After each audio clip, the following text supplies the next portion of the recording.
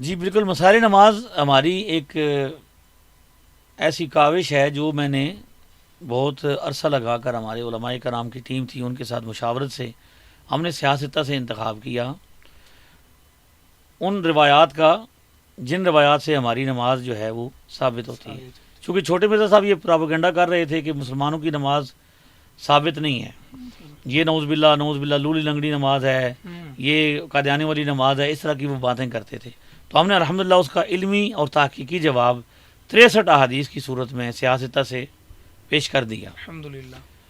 اور آپ اس کے سامنے اس کو دیکھتے ہیں، پوری دنیا میں الحمدللہ اس کو دیکھا، انگلش میں اس کا ترجمہ ہو رہا ہے، ہاں ہندوستان سے ہندی میں اس کا ترجمہ ہو کے چھپ سبحان چکی ہے، اللہ. اور کئی مقامات پہ لوگ اسے کئی زبانوں میں اس کی ٹرانسلیشن کر رہے ہیں.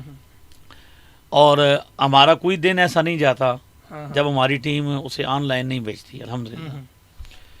تو اس کو لکھنے کا مقصد یہی تھا کہ بھئی لوگوں کے سامنے ریکارڈ ہے کہ لوگ دلیل مانگتے ہیں کہ جب ہمیں دلیل پتہ چلے.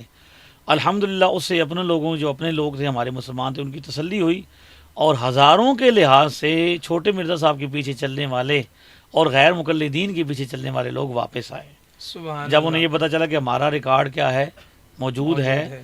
اور الحمدللہ تعالی میں نے یہ بات کی کہ بخاری شریف میں مسلم شریف میں یہ کہتے ہیں کہ بخاری مسلم والی نماز پڑھنی چاہیے. ہم نے اس کتاب میں لکھا ہے کہ بخاری مسلم ابھی پیدا بھی نہیں ہوئے تھے اس وقت بھی ہماری نماز پڑھی جا رہی تھی، سبحان اللہ. کیونکہ ہمارا امام پہلی صدی کا ہے. بے شک. امام اعظم ابو حنیفہ نے صحابہ کرام سے نماز سیکھی ہے. الحمدللہ. صحابہ کرام نے کس سے سیکھی ہے؟ رسول اللہ. سلو کما رأیتمونی اصلی، ایسے نماز پڑھو جیسے مجھے پڑھتے ہوئے دیکھے ہو. سبحان اللہ. یہ سعادت احناف کو حاصل ہے الحمدللہ. کہ احناف کے امام نے صحابہ کرام کو نماز پڑھتے دیکھا. الحمدللہ. یہ جینون اس حدیث کا مطلب ہے کہ جس طرح میں پڑھتا ہوں اس طرح مجھے دیکھتے ہو، ایسے کیا کرو. نماز تو پڑھو. دیکھی ہوئی نماز ہمارے پاس ہے. الحمدللہ. تو الحمدللہ تعالی ہم نے اس کتاب کو لکھا اور اس کتاب پر بڑے بڑے علماء کرام نے اپنی اپنی آراء سے بھی نوازا. تو اللہ تعالیٰ کے فضل و کرم سے اس کا یہی تھا کہ بھئی لوگوں کے سامنے مسلمانوں کی نماز کا جو طریقہ ہے جو ریکارڈ ہے وہ پہنچ جائے. تو چونکہ ان کی ڈیمانڈ یہ تھی کہ سیاستہ سے ہو تو ہم نے اس کو، ویسے تو الحمدللہ ہمارے اکابرین نے بڑا کام کیا ہے اور ان کے اس حوالے سے کئی کتب بھی موجود ہیں الحمدللہ، لیکن ان کا دائرہ کار وسیع تھا کہ وہ سیاستہ کے علاوہ بھی روایات ذکر کرتے تھے. تو اس حوالے سے علمی دنیا میں ایسی کوئی کتاب موجود نہیں تھی جو صرف سیاستہ پر مشتمل ہو، دلائل اس کے صرف سیاستہ سے ہوں.